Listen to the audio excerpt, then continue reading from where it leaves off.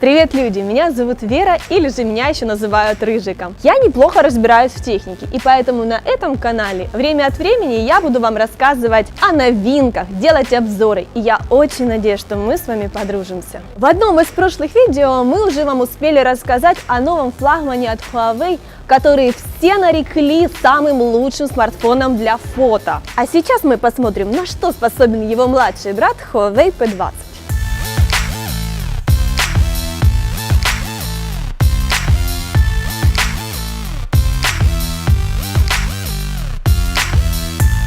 Хотелось бы сразу начать с камер, но я не могу не сказать пару слов о дизайне. Уверена, за последнее время вам уже надоели сравнения с 10-м айфоном и рассуждения о том, кто первый придумал ставить камеры вертикально. Давайте абстрагируемся от всего этого и просто посмотрим по факту, без всяких там предысторий. Это мой первый смартфон с таким вырезом в экране и субъективно выглядит не очень. Поэтому хорошо, что в настройках можно сделать вот так. То есть, по сути, функциональность статус-бара не теряется. Тут по-прежнему иконки, проценты батареи и остальное. Но при этом вырез глаза не мозолит. Иногда бровь дает о себе знать. Например, вот здесь или вот здесь, но это уже не так критично. В основном ее не видно. Появляется симметрия с нижним отступом, и как по мне, в таком виде Huawei P20 симпатичнее. Особенно круто он выглядит в цвете Midnight Blue. Остальные два варианта более привычные. Это черный и розово-золотой. С дизайном разобрались, а теперь, как и обещала, приступим к камерам. Весь интернет кричит о том, что у нас появились новые топы мобильной фотографии, которые обходят вся и всех. Естественно, по большей части весь этот шум из-за старшей прошки. Но и младшая версия, судя по всему, тоже следует сразу за ним, оставляя позади всех своих конкурентов. Итак, ближе к делу. У P20 два основных модуля. Один цветной на 12 мегапикселей, а второй черно-белый на 20. Светосила f1.8 и f1.6 соответственно. При этом размер RGB сенсора значительно больше, чем у iPhone 10 и даже недавно анонсированного Galaxy S9 Plus. Фронталка тоже на уровне 24 мегапикселя со светосилой f2.0. Первое, на что обращаешь внимание в интерфейсе камеры, это на автоматический анализ сцены. Включаешь камеру и сразу видишь справа подсказку, после которой меняются настройки для лучшего результата. Меняешь объект съемки, и тут уже новая подстройка. P20 узнает около 20 сценариев: цветы, пляж, животные, зелень, еда и так далее. За все это отвечает искусственный интеллект процессора Kirin 970, о котором я расскажу чуть позже. А сама опция называется Фотогуру. Вот так выглядит фото, снятое в простом автоматическом режиме, а вот так с искусственным интеллектом. Я перепробовала разные сценарии, и улучшенный вариант мне всегда нравился больше. Его даже не хотелось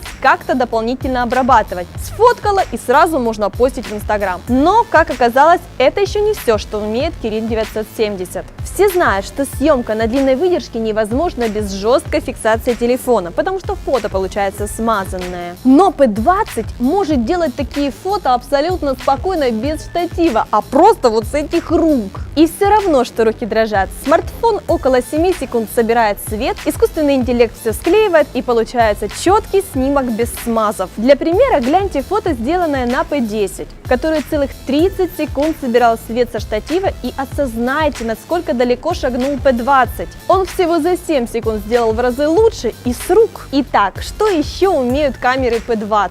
Естественно, можно снимать в ЧБ с широким динамическим диапазоном. Есть двукратный зум, которым действительно можно пользоваться, и это не маркетинговые уловки. Результат очень хороший как днем, так и ночью.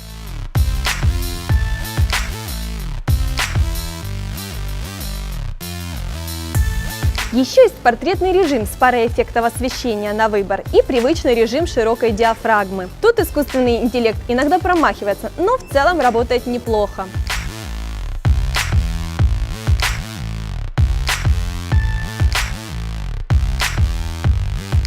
Единственное, что действительно смущает в камере, это отсутствие стабилизации видео при съемке в 4К. Стаб работает только в Full HD. По камерам можно сделать такой вывод, что Huawei действительно забралась в топ мобильной фотографии. Она не просто поставила в P20 крупный сенсор или подтянула там какие-нибудь отдельные характеристики. Нет, поработали в комплексе и приправили все это искусственным интеллектом, о котором мы постоянно слышим, но не особо видим, где же он работает. Тут же это все на поверхности, так что польза очевидно. Как я уже говорила, ИИ – это часть фирменного топового процессора Kirin 970. И напомню, это первая платформа с отдельным чипом NPU. При любых сценариях нагрузки P20 выдает флагманскую мощность. Он быстро и без лагов открывает приложения, без задержек сохраняет снимки и легко тянет мощные игры. По энергоэффективности он тоже неплох. С батареей на 3400 мАч держится стандартный день работы при средней нагрузке. В моем случае это где-то 5-6 часов экрана. Общий перечень характеристик выглядит следующим образом. По памяти будет только такой вариант, то есть 4 на 128 гигабайт.